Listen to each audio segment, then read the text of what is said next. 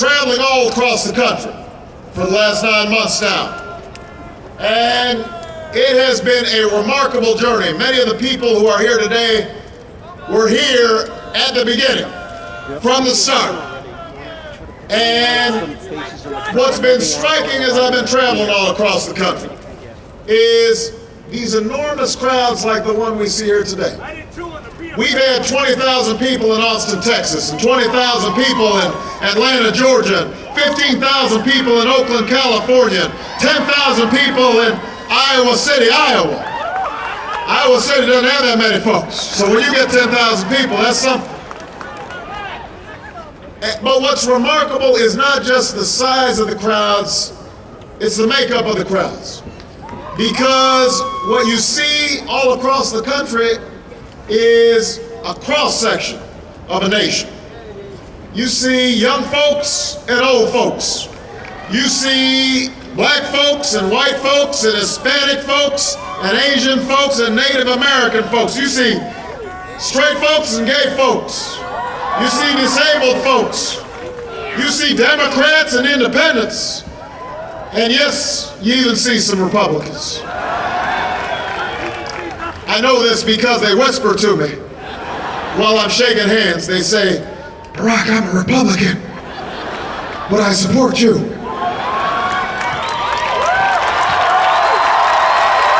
And I say, "Thank you, but why are we whispering?" Now, part of the reason that we are seeing these enormous crowds, let's face it, is because people are sick and tired of George W. Bush. They are tired of the Bush-Cheney operation in the White House. They want something new. They are tired of an administration that treats our Constitution as a nuisance to be avoided instead of the foundation of our liberty and the foundation of our democracy. They are tired of economic policies that widen the gap between rich and poor, so that the wealthiest among us, CEOs making more in 10 minutes than ordinary workers are making in an entire year. Ordinary folks struggling every day trying to fill up the gas tank or save for their child's college education or save for their own retirement. They're weary of the lack of progress on critical issues: healthcare, education, energy, a criminal justice system that is fair and just, dealing in a serious way with the poverty that plagues inner city America, but plagues rural America as well. They mourn the sight of fellow citizens standing on rooftops after a storm, without water, without food, because an administration is either too indifferent or too incompetent to execute a rescue. And most of all, they are sick and tired of a war that should have never been authorized and should have never been waged, that has cost us $500 billion so far and thousands of lives, and has not made us more safe. Has not made us more safe, but has fundamentally diminished our standing in the world. And so it is not surprising then that people are coming out in these numbers. They are reacting to what has taken place over the last 7 years. But what they also recognize is they don't want to just be against something. They also want to be for something.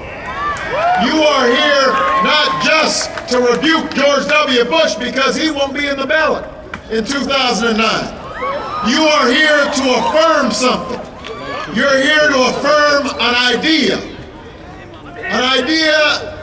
that is not unique to this generation, but has to be renewed each and every generation. An idea that says that we are not just a collection of individuals, that we are not just a collection of red states and blue states, that we are not inevitably locked into partisan battles and petty politics and the trivialization of critical issues that we face as a country and in the world. But we are instead America. And that idea of America means that we can come together and rally around a common purpose, that we can seek out a common destiny. And that is the reason I am running for the presidency of the United States of America, because I believe in that idea. I believe in that common purpose. I aspire to that common destiny. That's why we are here. That is why we are here. Now, to achieve that, we are going to need to do more, as Deval said, than just change political parties in the White House.